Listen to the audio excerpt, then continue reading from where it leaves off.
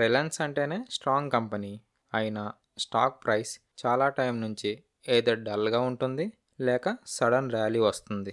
అసలు ఈ మూమెంట్కి మీనింగ్ ఏంటంటారు? ఇప్పుడు బై చేయాలా లేక వెయిట్ చేయాలా అనే డౌట్కి నేను ఈ వీడియోలో మీకు క్లారిఫికేషన్ ఇస్తాను.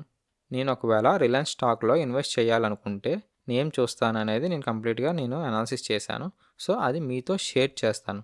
సో దట్ మీకు అది ఓకే కరెక్ట్గా ఉందనుకుంటే మీరు ఒకసారి రీచెక్ చేసుకొని మీరు ఇన్వెస్ట్ అయితే చేయొచ్చు. నేను ఫస్ట్ చూసేది బిజినెస్ మోడల్. సింపుల్గా చెప్పాలంటే రిలయన్స్ ఇండస్ట్రీస్ ఒక బిజినెస్ కాదు, 3 ఇంజన్స్ ఉన్నాయి. ఆయిల్ అండ్ కెమికల్స్, జియో, అలాగే రిటైల్ బిజినెస్ కూడా. ఆయిల్ అండ్ కెమికల్లో క్యాష్ జనరేట్ అవుతూ ఉంటుంది.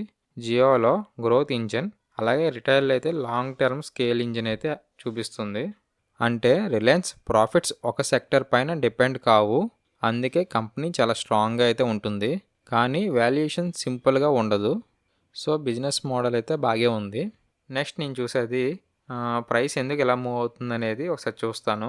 అందులో రిలయన్స్ ప్రైస్ డల్గా ఉన్న టైంలో కూడా, ర్యాలీ ఉన్న టైంలో కూడా రీజన్ ఒకటే ఉంటుంది. మన ఎక్స్పెక్టేషన్స్ ఎక్కువ ఉంటూ ఉంటాయి.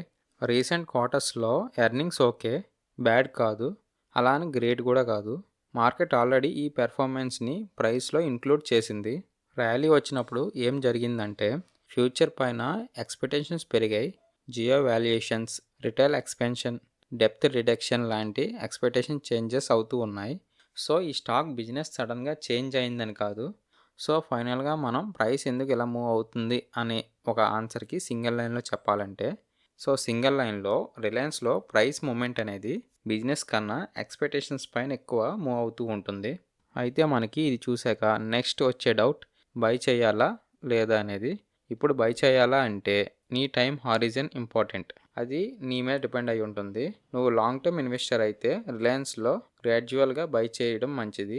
వన్ షాట్ ఒకేసారి ఇన్వెస్ట్ చేసే కంట ఒక ఫేస్లో కాంబినేషన్లో అలా మనకి దొరికేటప్పుడు లేదా ఫాల్లో మనకి దొరికేటప్పుడు ఇన్వెస్ట్ చేయడం బెటర్.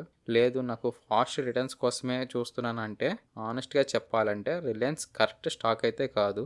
ఇది సడన్గా అయితే ఎక్కువ పెరగదు, మూవ్ అవ్వదు. ఒక్కొక్కసారి ర్యాలీ ఉంటాయి, మ్యాక్సిమం అంత ఫాస్ట్గా నీకు మార్కెట్లో చేంజెస్ అయితే కనిపించవు. ఏదైనా పెద్దగా మార్కెట్లో ఏమైనా మనకి న్యూస్ ఏమైనా ఉంటే అది ఆటోమేటిక్గా ఫాలో అవ్వడం అనేది, ర్యాలీ అవ్వడం అనేది జరుగుతుంది, అది కామన్. కానీ నువ్వు అనుకునే ఎక్స్పెక్టేషన్స్ రీచ్ అవ్వాలి అనే అనుకునే స్టాక్ అయితే ఇది అయితే కాదు. సో ఇది లాంగ్ టర్మ్ ఇన్వెస్టర్స్కి అయితే బాగుంటుంది. అయితే నెక్స్ట్ వచ్చే డౌట్, ఆల్రెడీ రిలయన్స్లో ఇన్వెస్ట్ చేసిన వాళ్ళు హోల్డ్ చేయాలా లేదా సెల్ చేయాలా అనేది. లాస్లో ఉంటే ప్యానిక్ కావాల్సిన అవసరం లేదు. కోర్ బిజినెస్ అన్నీ కూడా చాలా స్ట్రాంగ్గా ఉన్నాయి. లేదు సెల్ చేయాలా అని మీకు అనిపిస్తే బిజినెస్ బ్రేక్ అయినా సిగ్నల్ రావాలి. కరెంట్ అలా ఏమీ లేదు. ప్రాఫిట్లో ఉంటే పార్షియల్గా ప్రాఫిట్స్ అయితే బుక్ చేయొచ్చు, కానీ ఫుల్గా ఎగ్జిట్ అయ్యే అవసరం అయితే లేదు. అన్లెస్ బెటర్ ఆపర్చునిటీ ఉంది, ఇంకా గ్రో అయ్యే ఛాన్సెస్. సో రిలయన్స్లో హోల్డ్ చేయడం అంటే పేషెన్స్ టెస్ట్ చేస్తూ ఉంటుంది, కానీ పేషెన్స్కి మంచి రివార్డ్ అయితే ఇస్తుంది ఫైనల్గా.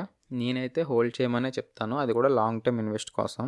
అయితే నెక్స్ట్ చూద్దాం, మనం రిలయన్స్ స్టాక్లో రిస్క్స్ ఏమైనా ఉన్నాయా అంటే నేను రిస్క్ హానెస్ట్గా చెప్పాలి. ఫస్ట్ రిస్క్ వచ్చి ఆయిల్ అండ్ కెమికల్స్ మార్జిన్స్ వాలటైల్గా మూవ్ అవుతున్నాయి.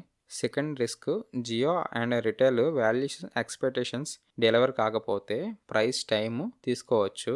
కాబట్టి షార్ట్ టర్మ్ ఎక్స్పెక్టేషన్స్ అయితే రియాలిటీగా ఉంచండి, హయ్యర్ ఎక్స్పెక్టేషన్స్ అయితే ఉంచొద్దు రిలయన్స్ మీద. కానీ మోడరేట్గా మంచి రిజల్ట్స్ అయితే ఇస్తూ ఉంటుంది.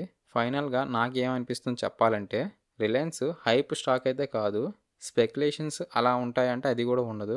లాంగ్ టర్మ్ మీరు పేషెన్స్ అండ్ స్టేబుల్గా ఉంటే మాత్రం మంచి వెల్త్ క్రియేషన్ కోసం అయితే స్ట్రాంగెస్ట్ చాయిస్ అని చెప్పవచ్చు. ఫాస్ట్ మనీ కోసం అయితే ఈ స్టాక్ని అసలు మీరు చూడొద్దు. ఇది నా ఫైనల్, నాకు అనిపిస్తుంది. ఇది ఫండమెంటల్స్ ఇవన్నీ చెక్ చేశాక మీరు రిలయన్స్లో ఆల్రెడీ ఇన్వెస్ట్ చేసి ఉంటే మీ వ్యూని కామెంట్లో చెప్పండి. సో మన వ్యూవర్స్కి మీ కామెంట్ వల్ల వాళ్ళకి ఏదైనా యూజ్ అవ్వచ్చు. నేను ఇంకేమైనా మిస్ చేసి ఉంటే ఆ కామెంట్లో చెప్తే నేను నెక్స్ట్ వీడియోలో కరెక్షన్ చేస్తాను. నెక్స్ట్ వీడియో కోసం మీ డౌట్స్ ఉన్న స్టాక్ నేమ్ని సజెస్ట్ చేయండి, సో దట్ మనం దాని గురించి వర్కౌట్ చేద్దాం.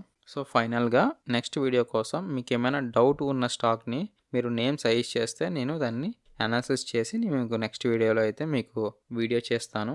నెక్స్ట్ వీడియో కోసం మీకు డౌట్ ఉన్న స్టాక్ నేమ్ని సజెస్ట్ చేయండి, దాని గురించి నేను అనాలిసిస్ ఇవన్నీ చెక్ చేసి మీకు నెక్స్ట్ వీడియోలో అప్డేట్ చేస్తాను. సరే, ఈ రోజుకి ఈ వీడియో అయిపోయింది. నెక్స్ట్ వీడియోలో మళ్ళీ కలుద్దాం. Thank you for watching.